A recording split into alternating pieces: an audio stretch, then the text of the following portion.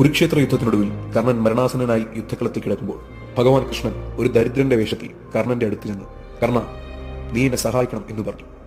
താങ്കൾക്ക് എന്താണ് വേണ്ടതെന്ന് കർണൻ ചോദിച്ചു. എനിക്ക് അല്പം സ്വർണം വേണമെന്ന് ദരിദ്രൻ മറുപടി പറഞ്ഞു. തന്റെ സ്വർണം കിട്ടിയ 2 പല്ലുകൾ എടുത്തുകൊള്ളുവാൻ കർണൻ പറഞ്ഞു. അപ്പോൾ ദരിദ്രൻ, എനിക്ക് വായിൽ കൈയിട്ടെടുക്കുവാൻ അറപ്പാണെന്ന് പറഞ്ഞു.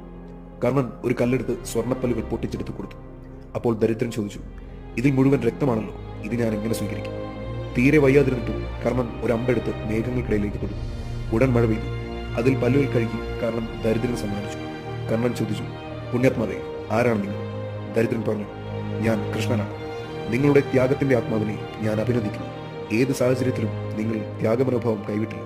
നിങ്ങൾക്ക് എന്താണ് വേണ്ടതെന്ന് എന്നോട് പറയൂ. കൃഷ്ണന്റെ സുന്ദരമായ രൂപം കണ്ട് കർണൻ കൂപ്പുകൈകളോടെ പറഞ്ഞു, കൃഷ്ണ, ഒരുവൻ കടന്നു പോകുന്നതിന് മുൻപ് ഭഗവാന്റെ ദർശനം ഉണ്ടാവുക എന്നതാണ് മനുഷ്യന്റെ അസ്തിത്വത്തിന്റെ ലക്ഷ്യം. എനിക്ക് ഇതുമാത്രം മതി.